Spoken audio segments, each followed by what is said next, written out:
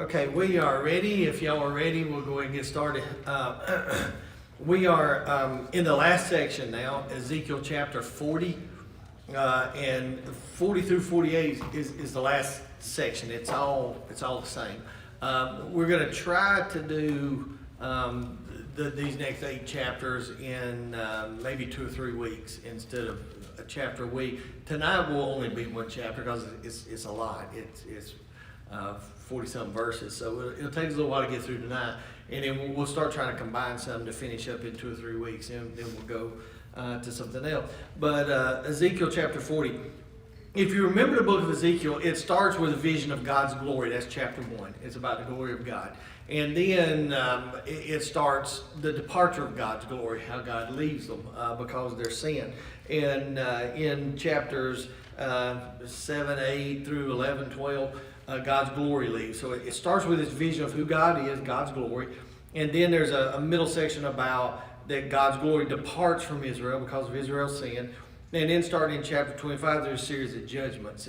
They're on Israel, they're on the foreign nations. And then starting in chapter 33, it's about restoration and hope. And so we looked at how God has cleaned out the promised land. He's drove out the invaders. Chapter 30 and 39 is that last battle. So God is getting everything ready for them to enter into the promised land, what we consider the millennial reign and perfect peace. Now starting in chapter 40, it's a vision of God's return, His glorious return. And so it starts with God's glory, then God's glory departs, then there's a series of judgments, and then now God's glory is going to come back.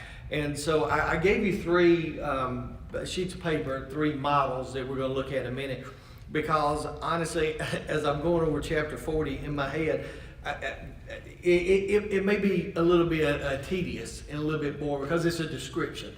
And Ezekiel is giving us this. Now, it is this one, this last section, it's the longest vision outside of the book of Revelation about what this new place will look like. John gives us some of the same imagery. They're both told to measure.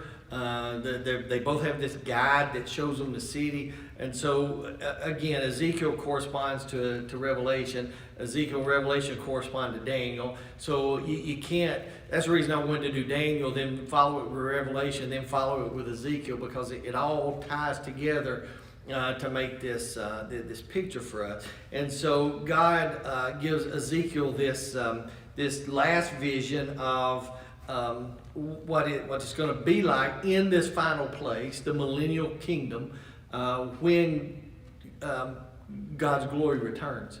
So we're talking about the Temple Mount in Israel. We're talking about the country of Israel, the Promised Land, when the exiles go back. In history, but this part is it's all future. It's talking about the future kingdom, and I'll show you the differences in just a minute. But this second section, starting in chapter 40, is all about God's return to His people, and then the changes that are going to happen as a result of Him coming back. So that's what He's talking about here. He's going to talk about I've cleaned this place out. I've got rid of the invaders. This last war happened. I'm going to come in peace, and you guys are going to be back home.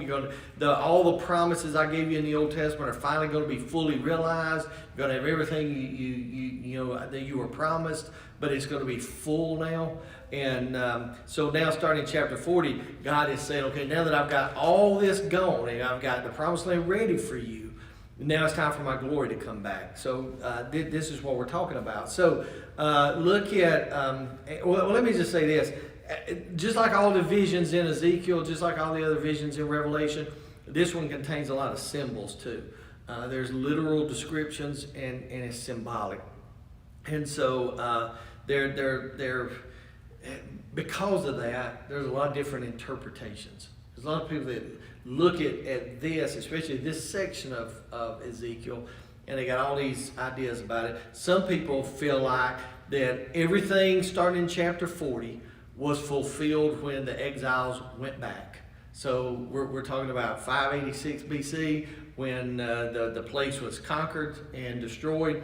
and then the Zerubbabel and Ezekiel, Nehemiah, Ezra, when they all took the people back, when Cyrus let them go back, there's some people that say everything in chapter 40 describes that time.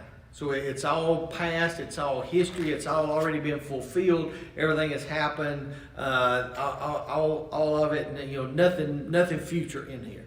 Then there is a group of people that say that this section is spiritual. It's all spiritual. And so when they read chapter 40 through 48, they will say that everything that's predicted in here about Israel has been fulfilled in the church.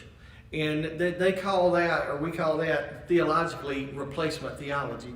And so there's a group of theologians that say that ancient Israel's one thing. God promised ancient Israel stuff all through the Old Testament. It's these promises in Ezekiel. And then all those were fulfilled with the modern church, the church age. And so Israel's out of the picture totally. Nothing left to do to Israel. Everything is being fulfilled right now with the church. I think that's erroneous. I think it's wrong. I don't agree with it whatsoever. The third way people interpret this is they say that these are future. All this in chapter 40 through 48 is future. Scholars don't have future, but it's all symbolic. It's all spiritual. And so they say that, for example, we're going to look tonight at a lot of measurements where the guide, Ezekiel's guide, does just what John's guide does, and he measures the city, or in this case, he's going to measure the temple. And so people will say that, yeah, this is going to happen in the future, but all these measurements are spiritual truths. In other words, there's no literal kingdom, there's no literal temple. All this, it's not really going to be there. This is just spiritual references. Again, people that hold that view conflate the church with Israel. Ancient Israel is not the modern church. You look in Scripture, and that's pretty evident. The church did not replace Israel. Two different things. God deals with the church because Israel rejected him, and come a time in the future, God is going to redirect his attention toward Israel, and the church will be gone. They're two different things. And so the fourth way to look at this is the way I think that it holds, is all this in chapter 40 is prophecy. It's all prophecy. But it's set in apocalyptic literature, just like Revelation. So it's got this strange, what we call a genre. It's apocalyptic, which means it has literal things in it, and it has symbolic things in it, and it's up to the context to determine what's literal and what's spiritual. So we have to see that. And that view, in that view, Israel and the church, two different things. Everything that's promised in chapter 40 through 48 are things that are going to happen in the future to Israel, in Israel, with the new temple. All right, so that's the way we're going to look at this. Now, when you read Revelation and then you read Ezekiel, John in Revelation points out some things to us that's described in this chapter. So there's some things that's going to sound familiar to you. You're going to say, I think I've heard that before. You have. It's in Revelation. John describes it as the eternal state, that state that is to come, our future state. And so there's when we look at this, there's that connection there where, hey, there's 3 sheets on that back row. If y'all want to pick them up, it's got some diagrams for you on there. And so when we look at chapter 40 through 48, that's where we're going to look at this. That it is going to happen in the future. It's to Israel. It's in Israel. It's a real temple. That all those things are literal. And so, really, and you're going to see as we get into this, there's a lot of detail here. Ezekiel gives us a lot of detail about this new temple. And so, why in the world would he do that? Because the sanctuary, the temple, is a visible symbol of God's presence with the people. Now, that's one reason he does this, is because God's glory was revealed in chapter 1, then God's glory departed, Now God's glory is coming back. And so God is going to use the temple as a visual picture of his presence with the people. And so Ezekiel now is going to go through a lot of detail to show us what this is going to be like, because this is going to be an eschatological picture of how God's going to relate to his people. In other words, when Jesus sets up a kingdom, the millennial kingdom, at the end times, these are the things that are going to take place. And number two, this new temple that we're looking at is a symbol of the special relationship between God and his people Israel. And so Ezekiel is going to go through a lot of detail, a lot of trouble, explaining to us in detail what this place is going to look like. And so we're going to get a lot of description on measurements and how it looks visually, how it's laid out, what it just like the tabernacle in the wilderness and Solomon's temple. And the reason he's going to give us all these details is just like when we have detail of the Old Testament stuff, is because in a minute he's going to tell us, or a couple of chapters later, he's going to tell us what's going to happen here. And so when we talk about what's going to happen, now we're going to have a visual of how it can do that. I mean, we're going to see this, the way this temple is laid out, so when he describes the activities of it, it'll make more sense to us, if that makes sense to you. So it's very detailed. So look at verse 1. And let me read the first 4 verses, because this is kind of setting up this vision of God's return. Look at verse 1. In the 25th year of our exile, at the beginning of the year, on the 10th of the month, in the 14th year, after the city was taken, on that same day, the hand of the Lord was upon me, and he brought me there. In the visions of God, he brought me into the land of Israel and set me on a very high mountain, and on it to the south there was a structure like a city. So he brought me there, and behold, there was a man whose appearance was like the appearance of bronze, with a line of flax, a measuring rod in his hand. And he was standing in the gateway. In verse 4, the man said to me, Son of man, see with your eyes, hear with your ears, and give attention to all that I'm going to show you, for you have been brought here in order to show it to you. Declare to the house of Israel all that you see. So God speaks to him, and he dates this himself. And I don't want to bog down on real critical aspects of this, but the dating can be in question, and I'll tell you how. But Ezekiel dates this. Look what he says. The 10th of the month, 14th year after the city was taken. So if you use his date, this vision takes place on April the 19th, 573 BC. So on April 19th, 573 BC, Ezekiel said, God gave me this vision. And he gave me this vision, and he tells us what it looks like. He says, this is a vision that God brought me out. He showed me the city. This guy in bronze showed up, and the guy specifically told me that I'm supposed to record everything that I see, because I'm supposed to deliver this message to the nation of Israel. I got to tell them what's going on. So this is, and this is where it gets, and this is where it gets a little dicey with, and the reason I don't like to dwell on dates a whole lot, because the Jewish people had a religious calendar and they had a civil calendar, but they're different. So honestly, we don't know if this is based on a religious calendar or a civil calendar.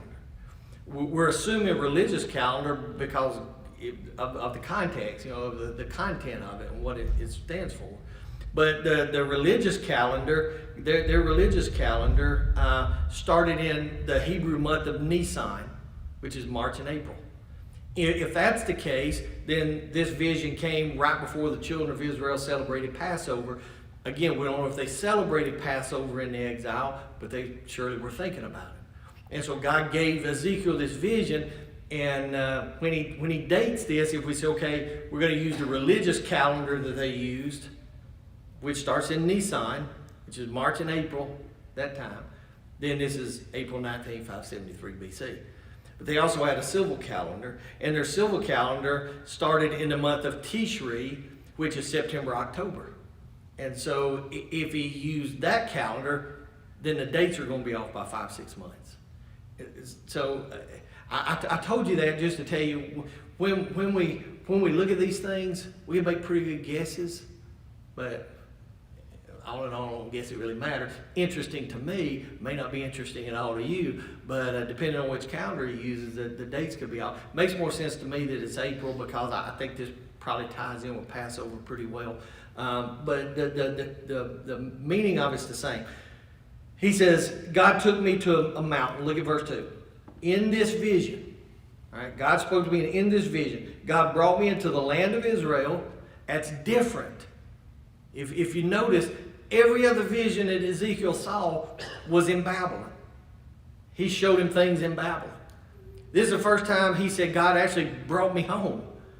God brought me to Israel. And he brought me to a place I'm familiar with, my home, the promised land. And he said he took me up to a high mountain. It could be Mount Zion. Most commentators believe it's Mount Scopus, which is the northern end of the Olivet range, the Mount of Olives. But Ezekiel said, God took me to this mountain.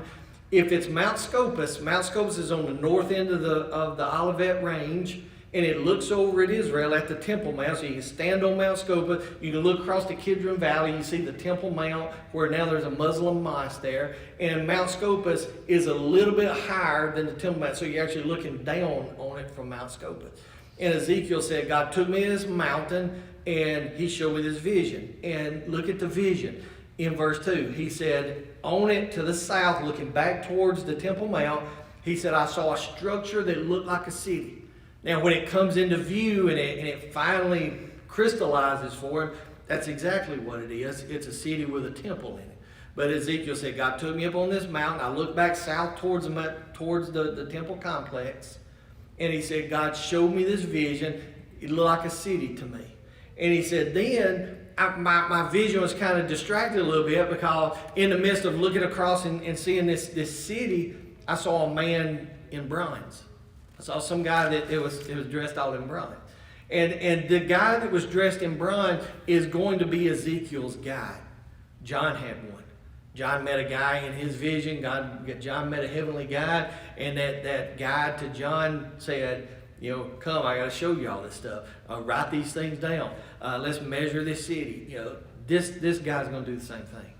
And so he said, this guy in bronze. Now, bronze in Scripture, I don't want to say always, but 99% of the time represents the thing that's strong. It represents a strong thing. So this is an angel or a heavenly personage, or something godly that's strong. Ezekiel said, I saw this guy. And then he said in his hand he had two things. Look what he had in his hand. He had a line of flax. That's a cord. We'd say rope. And then he said he had a measuring rod. The guy's going to use, or this guide is going to use the rod to measure the shorter distances. He's going to use this cord to measure the longer distances. And so he's going to show Ezekiel this city complex, this temple complex. I think he's looking at the Temple Mount, where Solomon's temple would have been, where the Muslim mosque is now. And he says, I'm going to show you these things, and I want you to record what I show you, because you're then going to have to go back and tell the people of Israel, because what you see, this place, is about to have a lot of activity take place in it, and I want you to be aware of what this is like. I want you to know. And so, and let me say this up front. There's going to be some activity that I describe to you that I'm not making up. This is what the Bible says. That's going to go against everything you've ever thought about the millennial kingdom and the end times. But that's not me. I'm not making it up. It's what the Bible says. And we'll get to some of that in just a minute. So just be aware that these chapters may kind of shock your preconceived notions of what the end time is going to look like. But that's verses 3 and 4. Or verse 4, he says, pay attention. He said you need to pay attention to what you see. You need to pay attention to what you hear, because you have to deliver the context. Now, about this man, verse 4, this man in bronze. Again, bronze means strong in Scripture.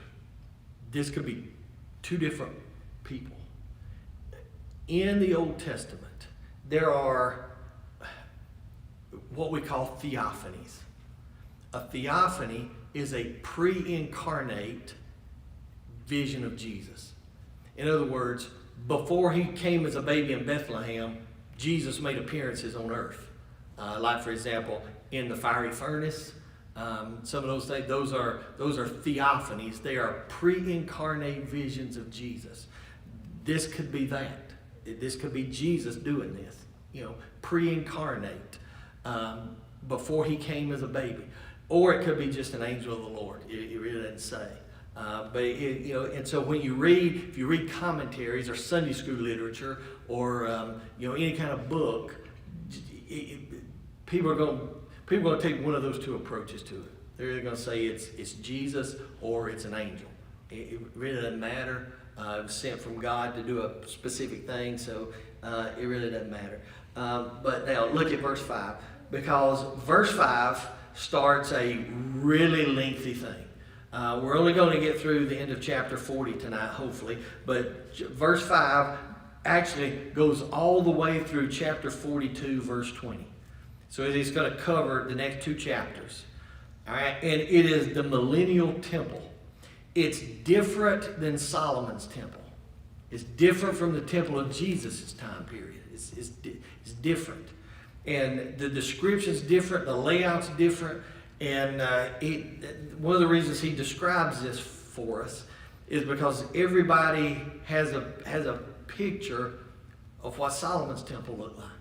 And so now he's going to say, this is a temple, but it's not that one. This is a new one. And so people that say all this was fulfilled when they returned, not really, because this temple's different. And it just didn't miraculously change as a whole new temple. This temple is a future temple. It's a millennial temple. All right. So look at how you describe. And actually, the picture I gave you that looks like this, the bigger picture with more detail on it. This is the one he's about to describe first. And then those other pictures are small subsets of this bigger picture. And so when we're talking about this, I'll let you look at the other pictures to see kind of a zoomed in detail of it. But this is what he's about to do. He's about to describe for us this temple, and it's going to be restored in the millennium, and he's going to tell us what it's going to look like. So, and again, I think he does this because he wants us to see what's going to happen later, but he also wants to distinguish it between Solomon's temple and tell us it's not the same thing. So look at verse 5. And behold, there was a wall on the outside of the temple all around, and in the man's hand was a measuring rod of 6 cubits, each of which was a cubit and a handbreadth. So he measured the thickness of the wall, 1 rod, and the height, 1 rod. And so if you look at the picture, that solid line around the edge of that wall, that's what he's measuring. He says, when I saw this temple, where Solomon's temple used to stand, up on this Temple Mount, it had a wall around it like this. He said, I measured it. I'm God's representative, so I'm measuring this. He said, I used this 6 cubit reed, this rod, this 1 rod, and I measured. Now, a normal cubit is about the tip of if you hold your hand up and you look at your middle finger, from the top of your middle finger down to your elbow is about the length of a cubit. It's about 18 inches. And so he says, I measure with that measurement in mind. All right, now look at verse 6. Then he went to the gate which faced east. And so if you're looking at the picture, the right-hand side is the eastern side. And so he said, I looked at this gate that's on the eastern side. And so he said, I measured this gate complex. He probably measured it first because it has, if you look at it, it's got direct access to the temple complex, to the courtyard. I mean, I don't know, it just kind of makes sense to me. But he said, I measured that outer gate first. And so he said, look at let me read a couple of verses. Then he went to the gate, verse 6, which faced east, went up its steps, and measured the threshold of the gate, 1 rod in width, and the other threshold was 1 rod in width. The guard room was 1 rod long and 1 rod wide, and there were 5 cubits between the guard rooms. And the threshold of the gate by the porch of the gate facing inward was 1 rod. Then he measured the porch of the gate facing inward 1 rod. He measured the porch of the gate 8 cubits, and its side pillars 2 cubits. The porch of the gate was faced inward. The guard rooms of the gate toward the east numbered 3 on each side. The 3 of them had the same measurement. The side pillars also had the same measurement on each side. And he measured the width of the gateway, 10 cubits, and the length of the gate, 13 cubits. It was a barrier wall, 1 cubit wide in front of the guard room on each side, and the guard rooms were 6 cubits square on each side. He measured the gate from the roof of the one guard room to the roof of the other, a width of 25 cubits from one door to the door opposite. He made the side pillar 60 cubits high. The gate extended round about to the side pillar of the courtyard. From the front of the entrance gate to the front of the inner porch of the gate was 50 cubits. There were shuttered windows looking toward the guard rooms and toward their side pillars within the gate, all around and likewise for the porches. And there were windows all around inside, and on each side pillar were palm tree ornaments. All right, so when you read that, people's eyes gloss over. Now, what's that got to do with anything? It's just, again, Ezekiel is giving us this description that this angel gave to Ezekiel because he wants us to see it's different from Solomon's temple, and there's going to be a lot of activity here. Now, I don't have these measurements memorized, but I did write them down, so I'm going to tell you what he saw. He said, and if you look at this picture that's got it's a little bit bigger than the other one. It says threshold gate on it, and it's the middle-sized picture. The other one's a little smaller, but this is the middle size. It'll say threshold gate. And so he measured this. This is coming in to the temple. He said it's got 7 steps to the threshold. And he says the threshold, which is the area of the gate at the top of the stairs. So if you look where it says threshold gate, that area, you see those 7 steps that are labeled, the area at the top of it, when he measures it, it's basically 10 feet deep. All right. He says it's 1 rod, 6 cubits, that's 10 feet deep. All right. So he's given us that measurement. Then look at verse 7. It's got guard rooms. It's got 6, 3 on each side. They're the same. He says the ones on the north side measure the same as the ones on the south side. They measure the same. And you see that diagram, it says guard rooms, and it's pointing at those little rooms. When he measured those, they are 10 by 10s. So there's 10 by 10 rooms. All right? He says there's 3 of them on each side. So he says 3 10 by 10 rooms. Then he says in verse 8 and 9, basically, there's a vestibule on the other side. You can see where it says vestibule. And it says threshold hallway. So he's measuring the vestibule. When he measures the vestibule, again, his uses the rod. He said it's 1 rod long, one rod long, 1 rod wide, or it's 6 cubits by 6 cubits, which is, or these are guard rooms, 10 by 10. Then the vestibule, he says, is 8 cubits, which is 13 feet 4 inches.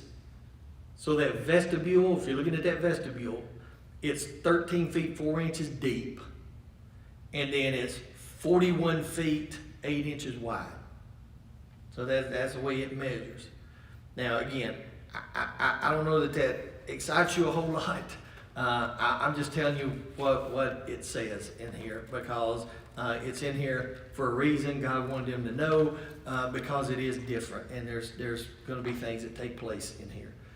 Verse 10, he's talking about the guard rooms again, total of 6, 3 on each side, and they're all the same size. Verse 11, he's talking about the gateway into the gate complex from the east. This is gateway. The main entrance. See where it says main entrance? That is 10 cubits, 16 feet 8 inches wide. That main hallway gate that you see is 13 cubits. It's 21 feet 8 inches wide. So it's pretty good sized little entryway. Verse 12, each guard room, he again gives us the dimensions of it. It's 6 cubits, which is 10 feet square. And then he says each one is basically about a 1 cubit thick, which is going to measure about 1 foot 8 inches. All right, but those are the guard rooms. Look at verse 13. Drop to 13. He's talking about the interior width of the gate, this complex, measuring the ceiling above the guard room. See those guard rooms, the hallway, and then to another guard room. In other words, the whole length of the building is 25 cubits. That's 41 feet 8 inches. There's doors here covered with windows, it says, and then there's little niches in the wall. Verses 14 and 15, he says the door frame that surrounds the main gate was 60 cubits. It's 100 feet. So you see where it says main gate, there's a doorway going in that main gate, it's 100 feet. Then you go to verse 16. He says there's shuttered windows or lattice work windows, alcoves, I guess, in the exterior walls. And then he says something interesting. He said it has palm trees on it. And this is the first of 3 descriptions where you're going to see it had palm trees. Anytime you see palm trees in the Old Testament, well, actually, it could be in the New Testament too, but it's more often not the Old Testament. Palm trees always represent beauty, fruitfulness, salvation, glory. So anytime you see that, so he says, I see these palm trees that are kind of carved into these exteriors, representing salvation and glory and all that, because it's a millennial temple. It's God's perfect salvation realized. It's perfect peace realized, and he says this is that this was the symbol in it. All right, now that's saying a lot without saying a whole lot, really. Drop down to verse 17, because verse 17 through 19, he's going to talk about the outer court. That was the inner court. And he's going to talk about the outer. Verse 17, then he brought me into the outer court, and behold, there were chambers and a pavement made for the court of all around. 30 chambers faced the pavement. The pavement, that is the lower pavement, was by the side of the gate, corresponding to the length of the gate. So the passageway in the eastern gate, when you come in that eastern gate, it led into a courtyard. It's the outer courtyard, and the inner court was inside that outer courtyard, kind of like the Solomon's temple, but a little different. He says, around this perimeter, this outer court, are 30 rooms. There's 30 rooms around it. He's going to talk about those in detail later. This is going to have the same, and I would think that it would be different because it's in the millennium, but it's the same as Solomon's temple. In that outer court, everybody can go to. Only the priests, and people are like, I didn't think there was going to be priests in the millennial kingdom. There are. And only the priests can go into that inner court, just like in Solomon's temple. Everybody can go in the outer court, only the priests can go into the inner court. And I'll kind of tell you, why that is. But look at verse 17, or verse 18, I think it is. He says there's a pavement. The Hebrew word for pavement probably means mosaic. It's a mosaic tile. It's a kind of a diagram or a pattern into the floor. And he said, I see this mosaic. He calls it the lower pavement to distinguish it. He says in this lower pavement area, this lower mosaic, this lower pattern, he says it's 50 cubits wide. That's 83 feet 4 inches. That lower pavement, this mosaic. And he said it borders around the outer edge of the courtyard. And so then he says he measured the outer courtyard between the outer gate and between the inner gate, and it's 100 cubits wide, or 166 feet 8 inches. So he said, I see all that. Verses 20 and 23, 20 to 23, he says, I see this gate complex on the north that's identical to the one on the east. All the measurements are the same, it all looks the same. Verse 24 through 27, the measuring guy, this guide, took Ezekiel to the south side of the wall, and he discovered that all the measurements are the same as the north side. So the north, the south, and the east are all the same. All the measurements to the gates, the width, and all, it's all the same. Then he goes back in verse 28 to the inner court. So look at verse 28. Then he brought me to the inner court by the south gate, and he measured the south gate according to those same measurements. In other words, it measured just like the north. They're all the same. All the vestibules the same. The windows, everything's the same. Verse 32 through 34. He says the eastern inner gate, that inner gate was exactly like the southern gate, all the way down to the palm trees. It had palm trees just like the other one.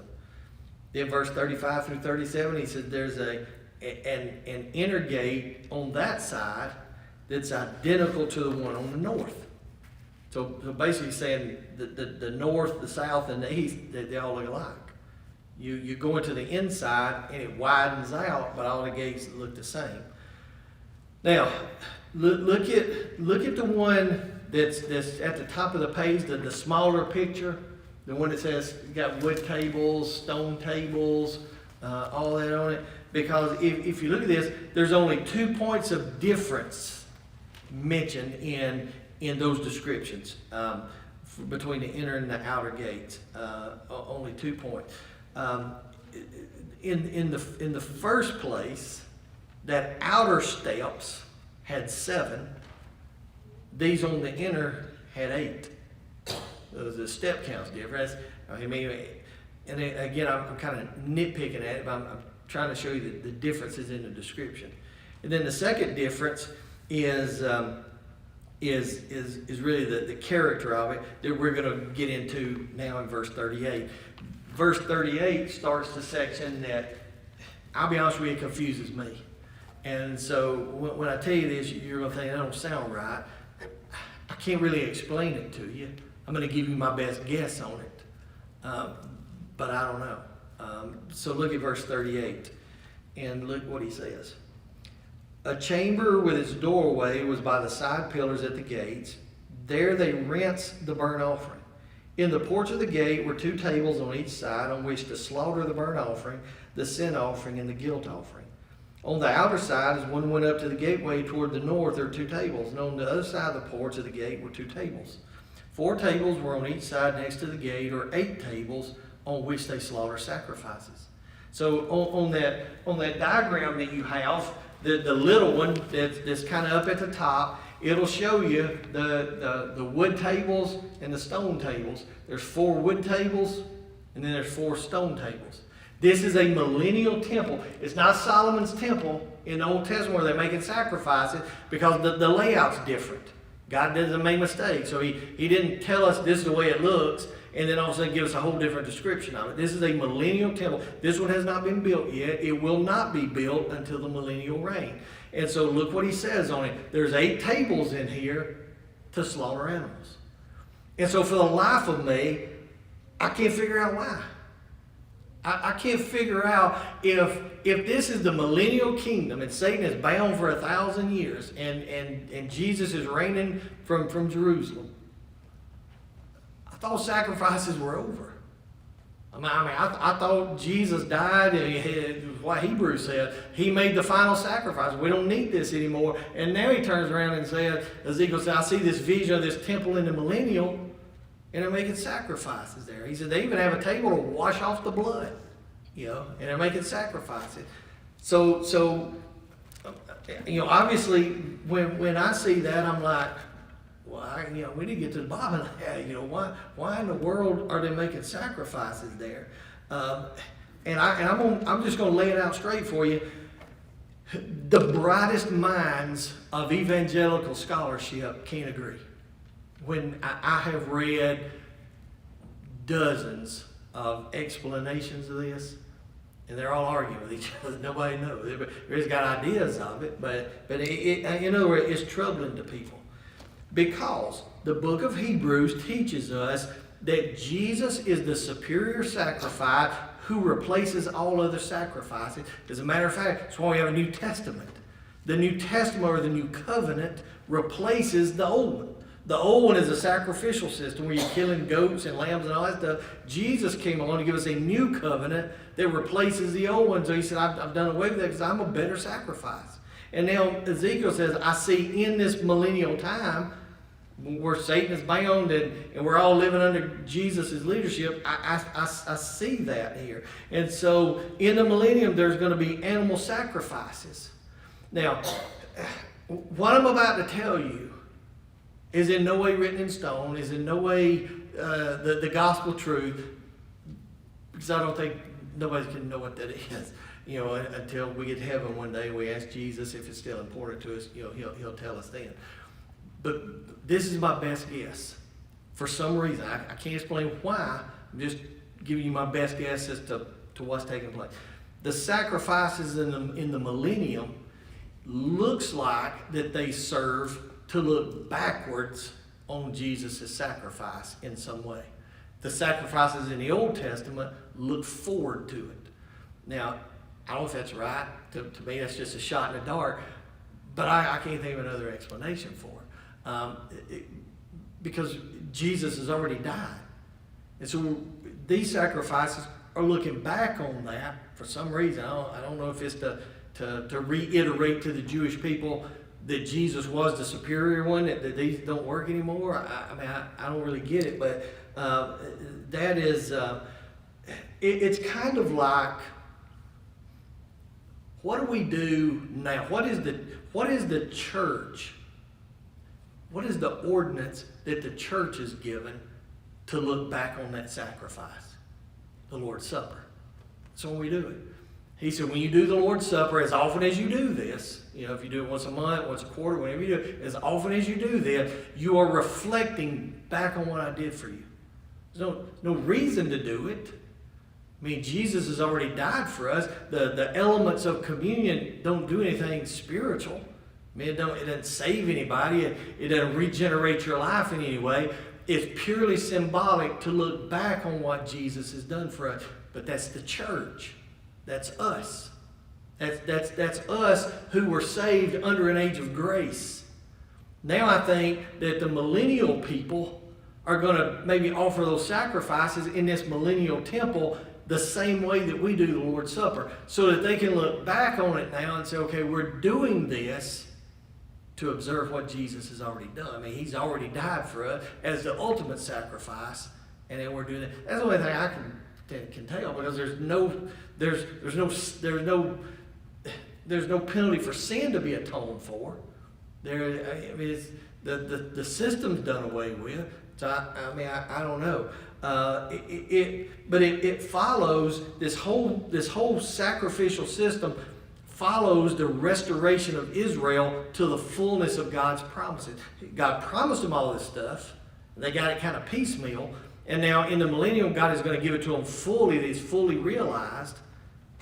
And so I guess they're looking back on it as best that I know. Matter of fact, some commentators believe that in the millennial kingdom, the new covenant and the Mosaic law are going to kind of live hand in hand for some reason.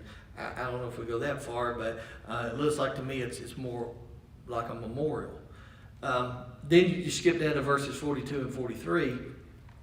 He says, in addition to those 4 tables, outside this complex, he said, I see 4 more tables of dressed stone. Each one of those tables you see on that map where it says stone tables, each one of those tables are 2 feet 6 inches long and about 2 feet 6 inches wide and about 1 foot 8 inch high. So it's kind of a small table. Again, we don't know what they're for. He just says, I see them there. Then he wraps this up. If it's not confusing enough, look at verse 44. From the outside to the inner gate were chambers for the singers in the inner court, one of which was at the side of the north gate, with its front toward the south, and one at the side of the south gate facing toward the north. He said to me, this is the chamber which faces toward the south, intended for the priests who keep charge of the temple. But, he says, the chamber which faces toward the north is for the priests who keep charge of the altar. There are the sons of Zadok, who from the sons of Levi come near to the Lord to minister to him.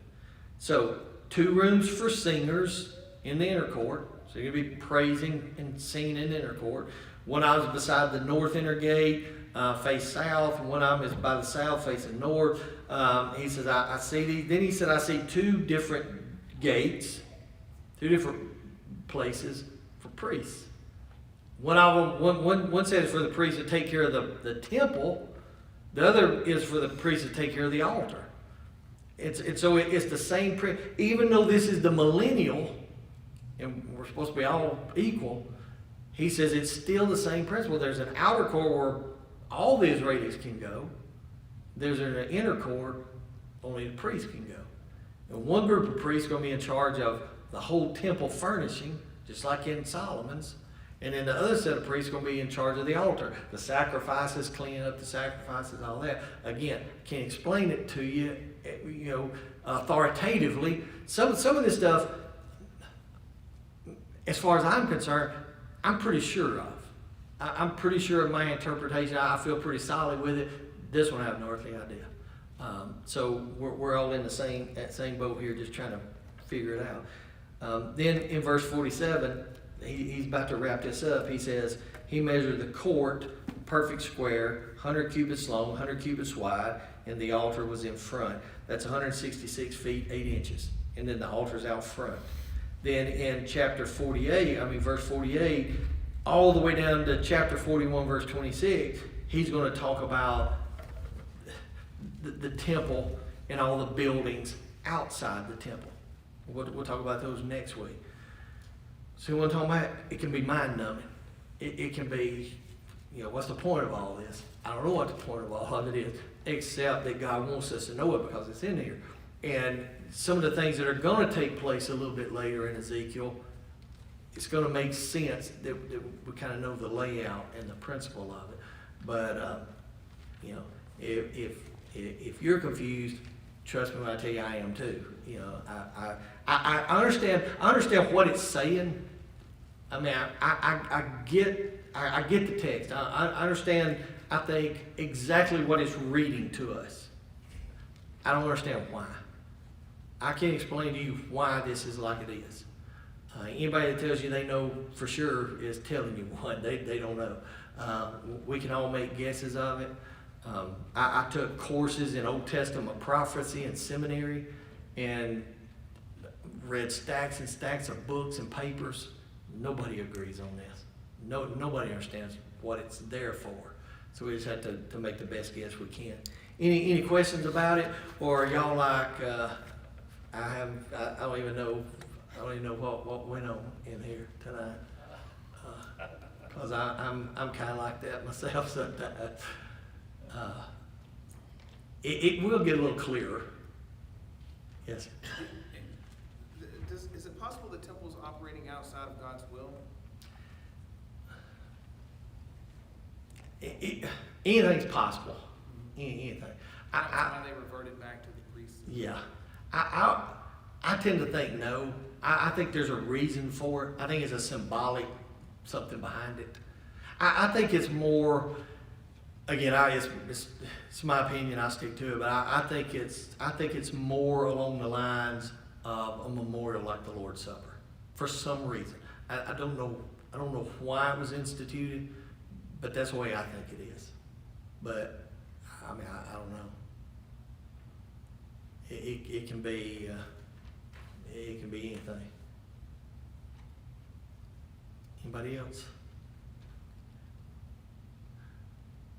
All right. Well, appreciate you folks joining us online. Again, please come join us in person. We'd love to have you, but we're going to sign